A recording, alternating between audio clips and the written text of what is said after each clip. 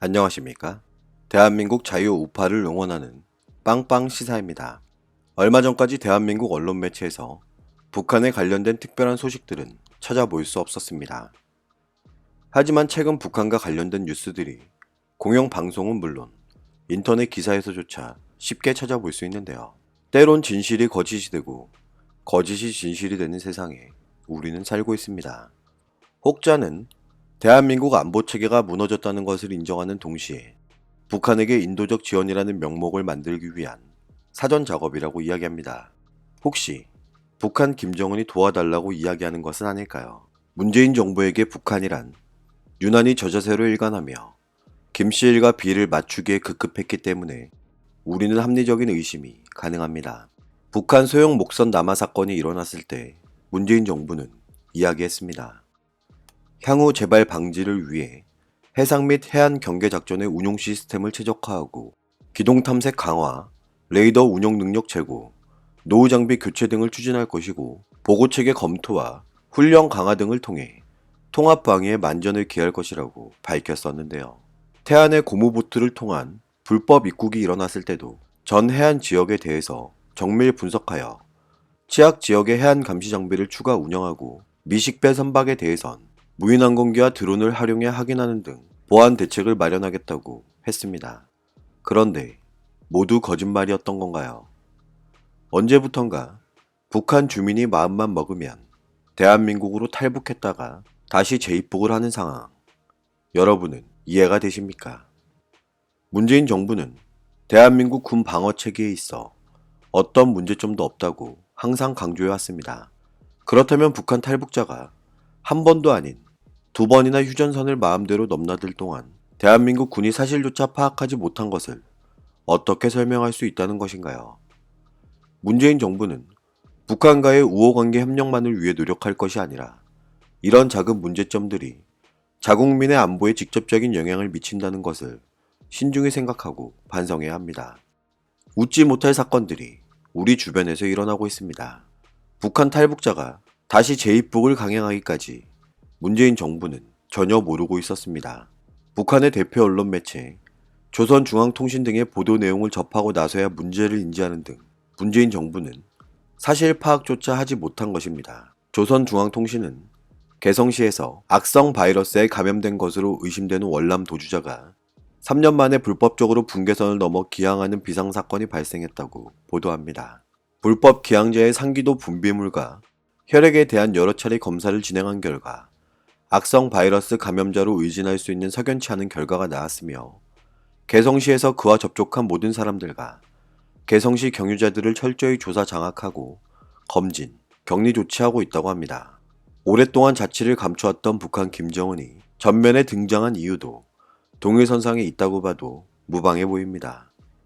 사망설, 건강 이상설, 온갖 루머에 가려져 있던 북한 김정은이 노동당 중앙위원회 정치국 비상학대회를 긴급 소집했고 정치국 결정서가 만장일치로 통과되면서 국가 비상방역체계를 최대 비상체제로 전환한다고 밝혔습니다.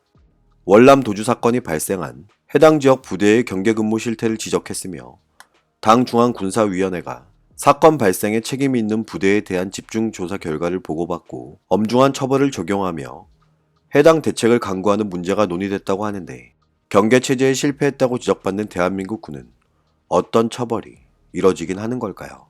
한두 명의 인사 이동으로 그친다면 근본적인 해결책이 아님을 깨달아야 할 텐데요. 대한민국 군은 북한 언론 매체의 보도 내용을 접한 이후 일부 인원을 특정해 관계기관과 긴밀히 공조해 확인 중이라는 입장을 밝혔지만 약 8시간 만에 입장을 바꿔 북한의 보도가 사실일 가능성이 높다는 데 무게를 두고 구체적인 월북 경로를 조사 중이라고 이야기하고 있습니다. 결국 북한 언론 매체 보도 이후에야 월북 사실을 인정한 것이나 다름없어 대한민국 군 경계태세에 심각한 문제가 생겼다는 것을 스스로 인정하는 꼴이 되어버렸습니다.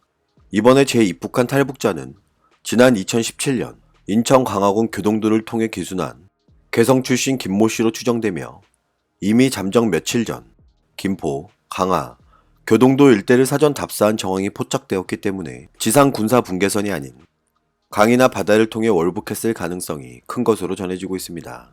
이 탈북자 김모 씨는 대한민국 문재인 정부가 제공한 지원금으로 김포시 임대 아파트에 거주 중이었는데 이 탈북자가 월북을 준비 중이라는 첩보를 입수하고도 소재 파악에 실패하고 월북도 막지 못한 것으로 드러나 적지 않은 충격을 더해주고 있습니다. 이번에 재입북한 김모 씨는 문재인 정부가 제공하는 임대아파트 보증금 1,500만 원을 비롯해 미래행복통장과 취업 장려금 약 2천만 원, 자동차를 대포차로 팔아넘긴 금액을 포함하면 약 3, 4천만 원을 달러로 사전에 바꾼 것으로 알고 있는데 김포경찰서를 찾아가 이 같은 내용을 신고했지만 경찰은 자기네 부서의 일이 아니라는 말만 했다고 합니다. 만약 이게 사실로 밝혀진다면 논란의 여지는 당연히 발생할 수밖에 없습니다. 대한민국의 안보, 이대로 괜찮은 것인가요? 하지만 일부 사람들은 이번 탈북민의 재입국을 두고 석연치 않은 점이 있다고 주장합니다. 북한이 대내적으로 코로나 유입 가능성을 언급한 것은 이번이 처음으로 북한 김정은이 표면적으로 모습을 드러냈다는 점, 이례적으로 김정은 집권 이후 노동당 정치국 비상학대회를 긴급 소집했다는 점 등은 특별한 목적이 있다고 이야기하는데요. 북한 매체들이 비상회의 이유와 관련해 개성시에 치명적이며 파괴적인 재앙을 초래할 수 있는 위험이 조성됐다고 보도하는데 탈북민의 재입국을 이유로 들고 있어 이번 책임을 탈북자와 남한에 전가하려는 의도가 있다고 추정하고 있습니다. 이번 사건으로 그동안 경색되어 있던 남북 문제는 오히려 남북 보건협력으로 이어질 수도 있기에 문재인 정부의 대북 지원길이 열린다는 것을 의미하기도 합니다. 이미 문재인 정부는 올해 초부터 미국의 대북 제재와 무관하다며 남북 교류 협력 사업에 대해선 독자성을 갖고 추진하겠다고 이야기했고 북한 김정은에게 보건과 방역 협력을 제안한 바 있습니다. 문재인 정부는 올해 3.1절 기념사 판문점 선언 2주년, 취임 3주년 특별연설에서 북한을 향해 보건과 방역 협력을 제안했고 대한민국 통일부도 2020년 남북관계 발전 시행 계획에서 신종 감염병, 말라리아 등 시급한 감염병 분야의 협력을 추진할 계획을 밝힌 적이 있습니다. 이인영 후보자는 대북 인도 협력은 한미 워킹그룹에서 논의하지 않고 독자적으로 추진하겠다는 입장을 밝힌 만큼 인도적인 협력을 이유로 남북 관계가 급격히 좋아진다면 합리적인 의심이 가능합니다. 올해 남북협력기금에서 20만 톤의 쌀을 지원할 예산이 이미 편성돼 있는 만큼 대북 식량 지원, 이산가족 상봉 등 인도 협력 사안은 미국의 눈치를 보지 않고 밀고 나가겠다는 것입니다.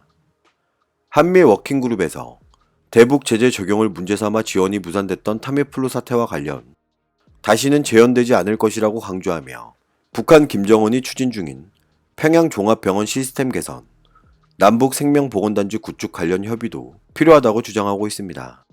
이런 사람이 통일부 장관에 임명됐으니 인도적 지원을 발판 삼아 얼마나 많은 일들이 벌어질지 이제 무섭기까지 합니다. 미국은 여전히 대북 제재에 대한 입장 변화가 없는 만큼 동맹국을 무시한 채 독자적인 대북 지원을 하게 된다면 어떤 일이 벌어질지 예상해 볼 수 있습니다.